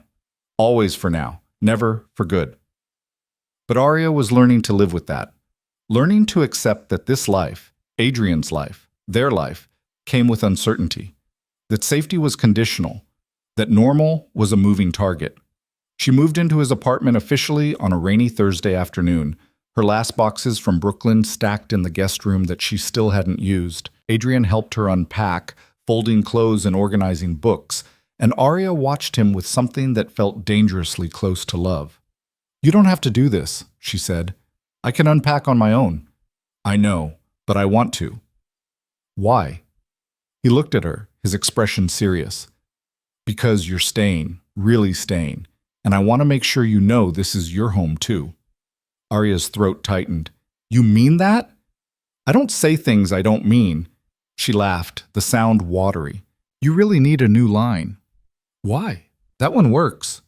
They finished unpacking, ordered takeout, and spent the evening on the couch, tangled together, watching a movie neither of them paid attention to. And for the first time since that night at Onyx, Arya felt like she could breathe. 2 months after Luca disappeared, Arya got a call from an unknown number. She almost didn't answer, but something made her pick up. Hello? Silence. Then quiet and broken. Arya. Her blood went cold. Luca? Don't hang up, please. She should have. Should have ended the call immediately and told Adrian, but something in his voice stopped her. What do you want? I wanted to say I'm sorry For everything. I know it doesn't change anything, but I needed you to know. Arya's hand tightened on the phone. You had someone follow me. You threatened me. You tried to drag me out of a house at gunpoint. And now you're sorry?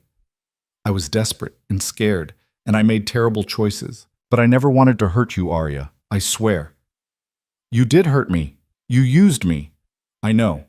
And I have to live with that. He exhaled, the sound shaky. I'm calling because I wanted you to know that you're free. Really free. I made a deal. With the Volkovs, with Adrian, with everyone. I gave them everything they wanted, and in exchange they agreed to leave you alone. Forever. Arya's chest tightened. Why are you telling me this? Because you deserve better than me. You always did. And I hope you find it. With him or with someone else. Just be happy, Arya. That's all I want. The line went dead. Arya sat there for a long time, staring at her phone, trying to process what she'd just heard. Then she stood, walked to Adrian's office, and knocked. Yeah? She pushed the door open. Adrian was at his desk, surrounded by papers and laptops, his expression focused. He looked up when she entered. You okay? Luca called? Adrian's expression went cold. When?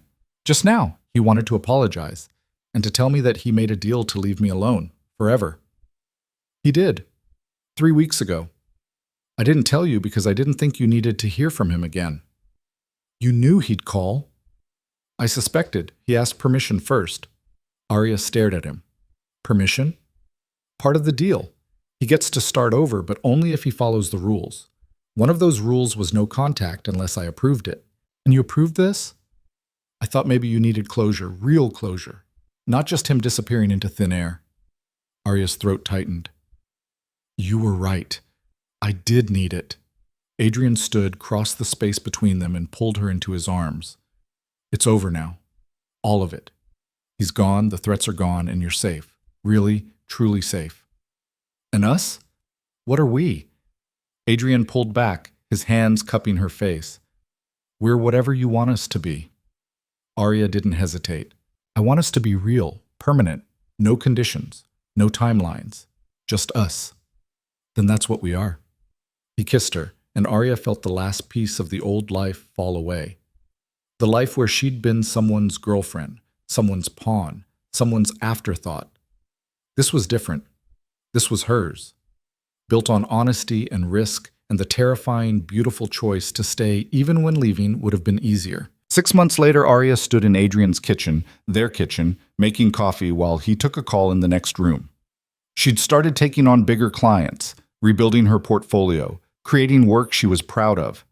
Adrian had stepped back from some of his more dangerous dealings, focusing on legitimate business ventures that didn't require him to negotiate with criminals. It wasn't perfect. There were still hard conversations, still moments when his world collided with hers in ways that felt impossible. But they made it work, because they chose to. Every single day. When Adrian walked in, he wrapped his arms around her from behind, his chin resting on her shoulder. Morning. Morning. She turned in his arms, looking up at him. What was the call? Nothing important, just closing out the last of the Vance Industries mess. It's really over? It's really over. Arya smiled, the weight of the last year finally lifting. So what do we do now? Adrian's mouth curved. Whatever we want. Travel, build something, stay here and drink coffee every morning. I don't care as long as you're with me. That's a pretty big commitment. I'm aware. You sure you're ready for that? Adrian kissed her, slow and deliberate. I've been ready since the night you asked me to kiss you. Everything since then has just been catching up. Arya laughed, the sound light and free. Then I guess we're doing this.